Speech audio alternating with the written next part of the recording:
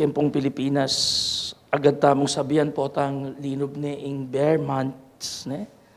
Linob ni September, October, November, of course, December, po tang linob ni bear, datang narading, no? Then Christmas songs. Actually, kaya Pilipinas, maging niya icon ne po yung Jose Marichan. Natatandaan ko, kaya may ngalabasan pa mo ba ngayon ni alwa-alwa dugo ding memes ng Jose Marichan at tinadugong makatalias book. Ala pa kasing ber.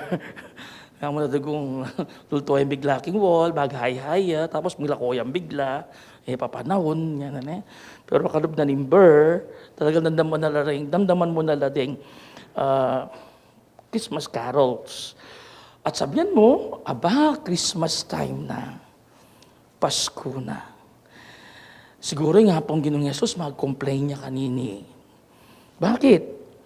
Why do we get immediately excited about Christmas and not first deal with Advent?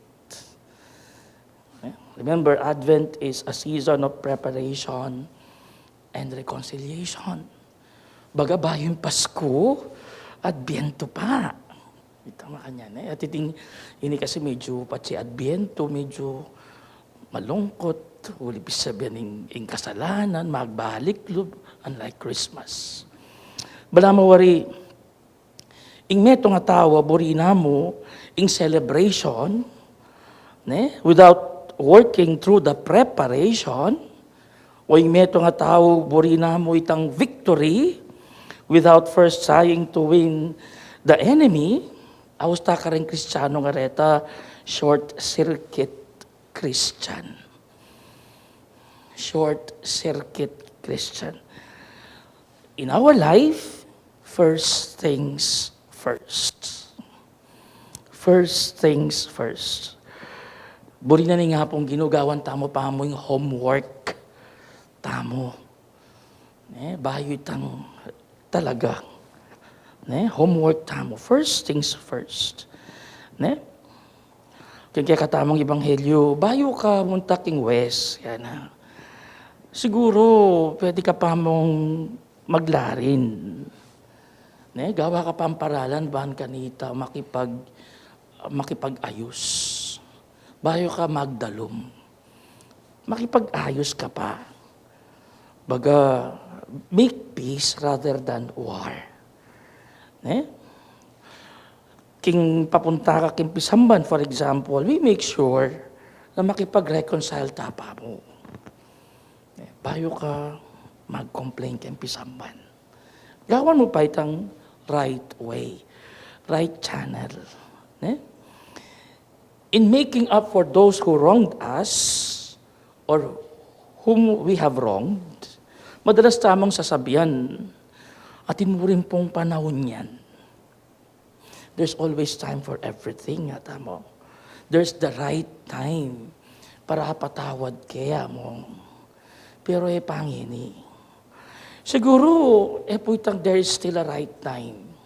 Sasabihan na ng Ginoong Jesucristo kaya katamo, we simply ought to make the time. Tamo kailangan panayan itang kapupusan. Padalas excuse tayo, alibay tayo. Di mo may corner na ka. O di may patugo patawaran naman. Ay, datang mo rin yung panahon na ita. In reality, it's like just saying, well, I'm not yet ready. Bala mo sa sugar coat nga ita, sabihan mo, I'm not yet ready. That's an alibi. But we ought to make time for it. We need not wait until the end. No? For often than not, the end is already too late. Nga nasa hulihang pagsisisi. Palaging ganun Kaya kung sanang ginawa ko to, kung sanang noon pa, pero nangyari na No? Pero dahil nga ayaw natin. Sa politika po, a peace treaty is always less costly than going to war. Tama ba? Palaging ganun. Mas less costly itang makipag-peace na ka pa mo, makipag-dialogue na ka pa. bayo kadugo makipaggera. In gospel tamo, makanyan mo naman yung suggest na kekatamo ngayon. Yang suwestyon na kekatamo. Ne?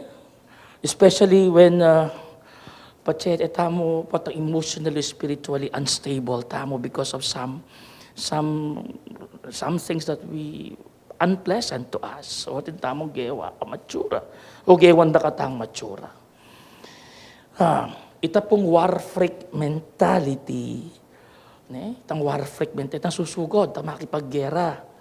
Ay, Ginoo ko po, nung lawen me, it will cause you sleepless nights. Eka mo naman makapangan. Ne?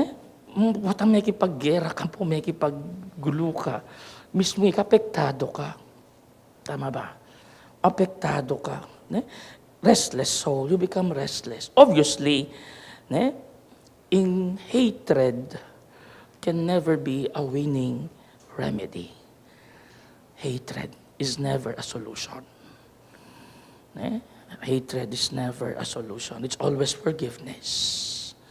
Anya po ang ating magkasala kay katamo, may kasala tamo.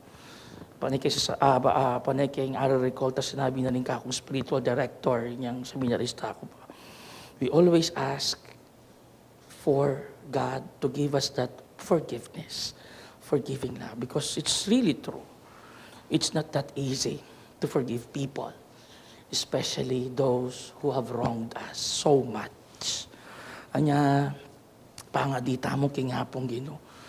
Manatili tang kalmanti, manatili tamong manalangin, and hopefully mapacify tamo, and later on, nga kupen in his time, but one day, we will learn to let go and forgive that person.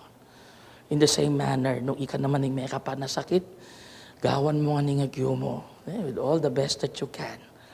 Bang kanita larinan mo yung dapat mong larinan. Bang kanita sales, iti nga manwanan ng Ebanghelyo. Uling patsemig full-blown na yan, mas masakit siyang i-control. Tama ba? Mas mahirap i-control, mas magastos.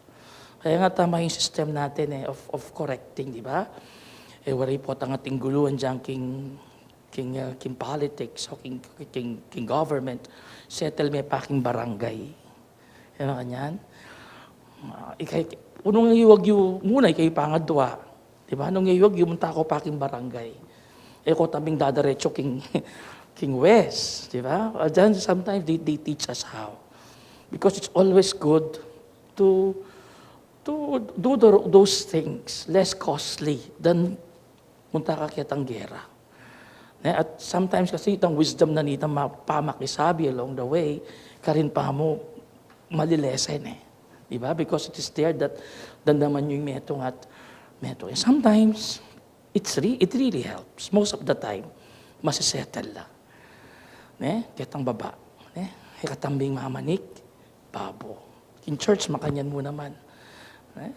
Panyan ang panabili namong, the bishops, go to the person involved. Katambing mamanik yung peka, Supreme Court. Always settle it at a lower level. Potang agyuyupang ayusan. Bang kanita lang masyadong kailangan kontrolan. How's kata damage control. And God also knows that. And God wants us, mo naman iburi ng gawan tamo. So, hatred is never a solution towards chaos or hate or disturbances among relationships. Yasanang pakalan tamo ita. Meaning Aldo, ay